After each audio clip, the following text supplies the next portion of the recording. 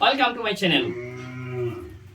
এর আগে আমি আছে শব্দ দিয়ে কখন এ বচন হবে বা কখন আই বচন হবে সেই প্রসঙ্গে আলোচনা করেছি এবং কিছু বাক্য নিয়ে সেগুলোকে দেখিয়ে দিয়েছি যে কোন বাক্যগুলো এ বচন হবে আর কোন বাক্যগুলো আই বচন হবে। আজকে আরও কিছু এইরকম এক্সাম্পল নিয়ে বিষয়গুলোকে আমি দেখাচ্ছি যে আছে শব্দটা কোন ক্ষেত্রে এ বচনে প্রযোজ্য হচ্ছে আর কোন ক্ষেত্রে আই বচনে প্রযোজ্য হচ্ছে। Follow me. বলা হলো সৎ মানুষ আছে, সৎ মানুষ আছে, ঠিক আছে। আবার বলা হলো সোনার পাহাড় আছে, সোনার পাহাড় আছে, ঠিক আছে। এইবার আমরা বিচার করে দেখব যে বাক্য দুটি আছে কথাটি, এই আছে কথাটি বা আছে শব্দটি কোন গুণটাকে নির্দেশ করছে, অনিবার্য গুণটাকে না আগন্তুক গুণটাকে। সৎ মানুষ আছে, আমরা জানি পৃথিবীতে যত মানুষ আছে মানুষের দু রকম গুণ আছে, সদ্গুণ অসদ্গুণ। তাহলে সব মানুষকে আমি বা আমরা কখনোই সৎ বলতে পারি না। তাহলে মানুষ মাত্রেই সদ্গুণ থাকবে তা হবে না, তাহলে এটা অনিবার্য গুণ আর হচ্ছে না। তাহলে আমাকে যে চলে যেতে হয় কোন গুণে, আগন্তুক বা আকস্মিক গুণে। তাহলে বাক্যটি কোন বচন হচ্ছে, আই বচন। আই বচন মানব কোন কোন হয়ে গেল। উদ্দেশ্যপদ মানুষ, কারণ মানুষ সম্পর্কে বলা হয়েছে কোনো কোনো মানুষ, ঠিক আছে। সংযোজক হয় কোনো কোনো মানুষ হয়। বিধেয় পদ নিঃসন্দেহে সৎ। এইবার সতের পাশে ব্যক্তি লাগাই যদি আমি, তাহলে খুব ভালো হয়। কি হয় না, বচনটি পূর্ণাঙ্গ রূপ পায়, তথা এই যে কোনো কোনো মানুষ হয় সৎ ব্যক্তি, এই যে বাক্যটা বললাম বাক্যটির সৌন্দর্য খুব ভালো হলো। এই সোনার পাহাড় আছে, আমরা পাহাড় আছে আমরা জানি, পাহাড় অনেকে দেখেছি, তাই পাহাড় দেখছেন। পাহাড় কিসের তৈরি হয়, সাধারণত পাথর স্টোন, বেশিরভাগ পাহাড় পাথর স্টোন দিয়ে তৈরি, হয়তো কোথাও কোথাও মাটিরও তার সঙ্গে অন্যান্য উপাদান দিয়ে তৈরি পাহাড়ও থাকতে পারে। যাক, সোনার পাহাড় আছে এটা যেমন আমরা দেখি নাই, তেমনি সোনার পাহাড় আছে কথাটা আমাদের বিশ্বাস করতেও কিন্তু একটু বাধে, অর্থাৎ বাক্যটি সম্পর্কে আমার সংশয় জেগেই যাচ্ছে। তাহলে সংশয় যখন যাচ্ছে, সংশয় যখন হচ্ছে, তখন এটি অনিবার্য গুণ হতে পারে না।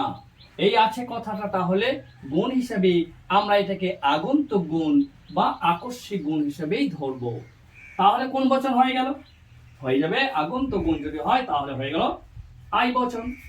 মানব কোন কোন হয়ে গেল উদ্দেশ্যপদ। সোনার পাহাড়, পাহাড় কিন্তু উদ্দেশ্যপদ, কারণ পাহাড় সম্পর্কে এখানে বলা হচ্ছে। তাহলে কোন কোন পাহাড় হয়ে গেল সংযোজক হয়, কোন কোন পাহাড় হয় কি না সোনার, বিধেয় পদ হয়ে গেল সোনার, কোন কোন পাহাড় হয় সোনার।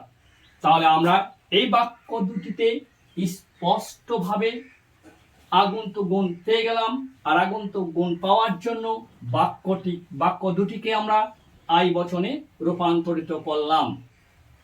আরো এক্সাম্পল নিয়ে আমরা দেখে নেব যে আছে কথাটি কিভাবে প্রযোজ্য হচ্ছে।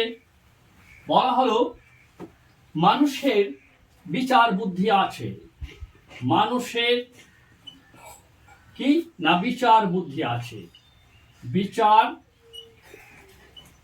বুদ্ধি আছে, মানুষের বিচার বুদ্ধি আছে। আবার বলা হলো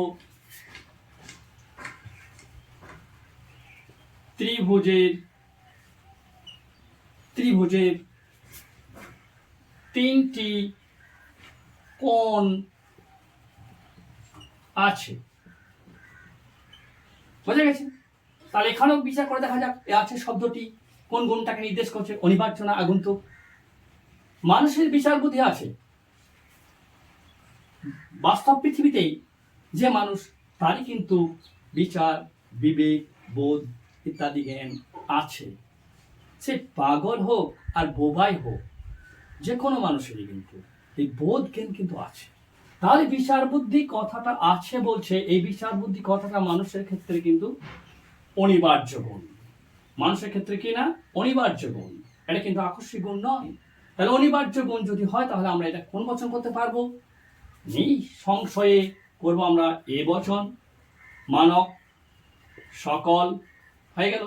উদ্দেশ্য পদ আমরা দেখতেই পাচ্ছি মানুষ, সকল মানুষ হয়ে গেল। এ বচনের সংযোজক আমরা বারবার জেনেছি কি না হয় সদর্থক সংযোজক, কোন কোন মানুষ হয়। এবার বিচার বুদ্ধিতে হবে বিধেয় পদ।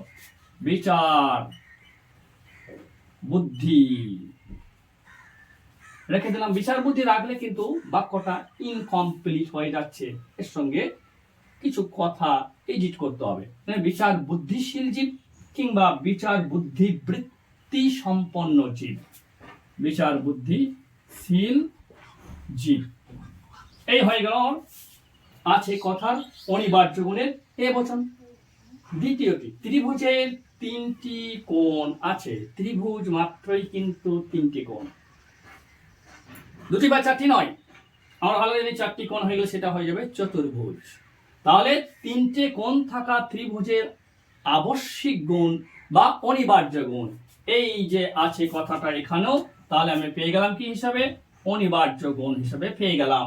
আর অনিবার্য গুণ হিসেবে পাওয়ার জন্য আমরা একেবারে নিশ্চিন্তে করব কোন বচন?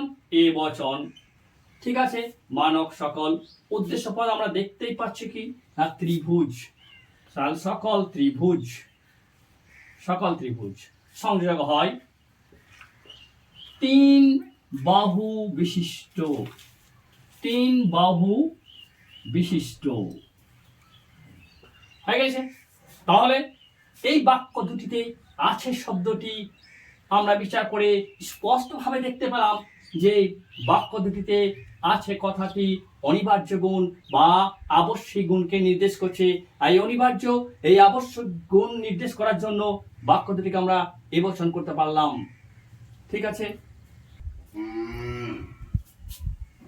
পরের আরো এক্সাম্পল আমি নিয়ে নিচ্ছি এবং দেখে দিচ্ছি আছে কথার অনিবার্য এবং আগন্তুক গুণ। বলা হলো লাল লাল ফুল আছে, লাল ফুল আছে। ঠিক আছে। আবার বলা হলো হলুদ, হলুদ না বলে সবুজ বলে বেশি ভালো হয়, সবুজ, সবুজ রাজহাঁস, সবুজ রাজহাঁস আছে, আছে। এবার দেখা যাক এখানে আছে কথা দুটি কোন গুণকে নির্দেশ করছে? অনিবার্য, আবশ্যিক না আগন্তুক? আছে। লাল ফুল আছে। আমরা যত ফুল দেখেছি কখনোই বলতে পারি না সব ফুল লাল।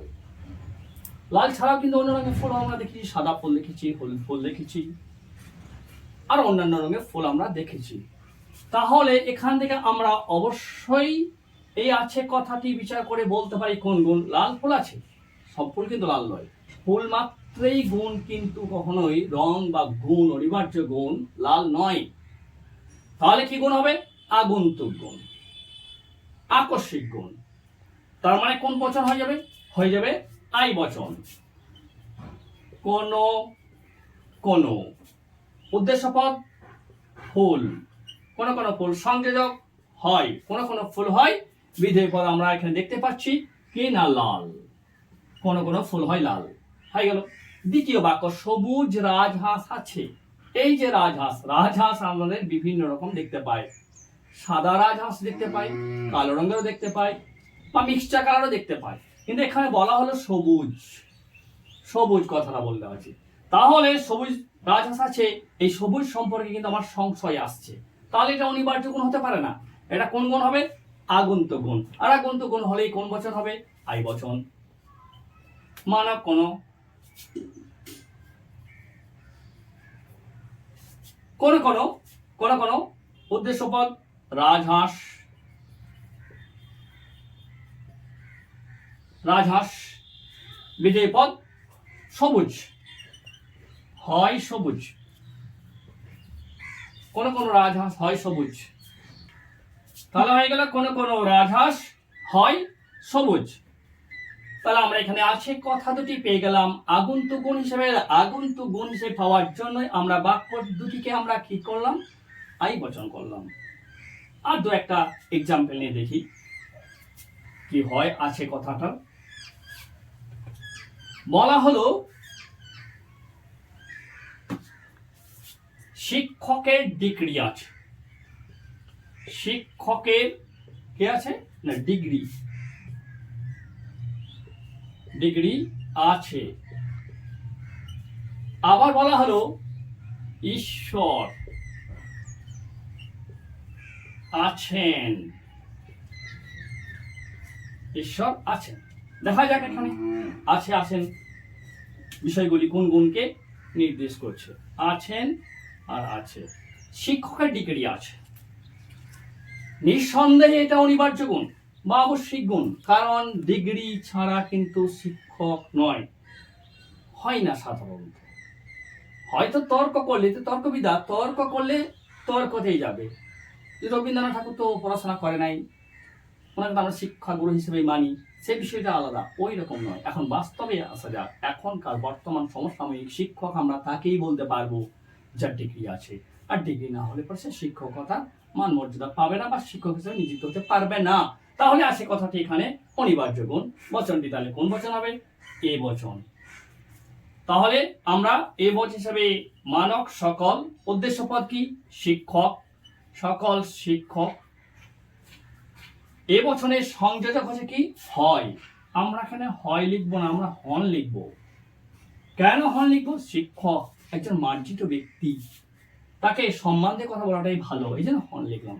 সকল শিক্ষক হন কি ডিগ্রিধারী, সকল শিক্ষক হন ডিগ্রিধারী। হয়ে গেল। দ্বিতীয় বাক্যটা আমরা দেখিনি, ঈশ্বর আছেন। এটাই বাকি, এই আছেন। এখানে তর্ক বিতর্ক অনেক কিছু হতে পারে, যে নাস্তিক যারা যারা ধর্ম মানে না বা ঈশ্বর মানে না, এমন অনেক লোক আছে ঈশ্বর নেই, তর্ক বিতর্কের ব্যাপার। কিন্তু এটা সার্বিক হিসাবে আমরা বিচার করে নেব, যেহেতু পৃথিবীতে আজ পর্যন্ত যত প্রফেট এবং যত রিলিজিয়াস গ্রন্থগুলো আছে সেখানে কিন্তু ঈশ্বরের অস্তিত্বকে সব জায়গায় স্বীকার করা হয়েছে, এবং পৃথিবীর মানুষের বেশিরভাগটাই কিন্তু ঈশ্বরের অস্তিত্ব স্বীকার করেন। তাহলে আছেন কথাটা এখানে আমরা অনিবার্য গুণ হিসেবে অ্যাপ্লাই করব এবং এ বচন করব সরাসরি এরকম। মানব কিন্তু বসাতে পারবো না, কারণ ঈশ্বরের ক্ষেত্রে সকল এই শব্দ মানায় না। অতএব সরাসরি একবারে উদ্দেশ্য পদ ঈশ্বর, সংযোজক হন। এবার বিধেয় পদ আমরা বানিয়ে নেব কি, যেহেতু আছেন বলছে তাহলে হয়ে গেল কি অস্তিত্বশীল হয়ে গেল। তাহলে আমরা এ পর্যন্ত আছে বা আছেন কথাটা বিশ্লেষণ করে অনিবার্য গুণ এবং আগন্তুক গুণ বের করে আমরা সহজেই এই বচন এবং আই বচন করে নিতে পারলাম। আজকের মতো এই পর্যন্ত থাক। আমি শুরুতে কিছু বলিনি, অবশ্যই চ্যানেলটাকে সাবস্ক্রাইব করা প্রয়োজন রয়েছে। আশা করি সবাই সাবস্ক্রাইব করবে, শেয়ার করবে এবং কমেন্ট করবে। ধন্যবাদ সবাইকে।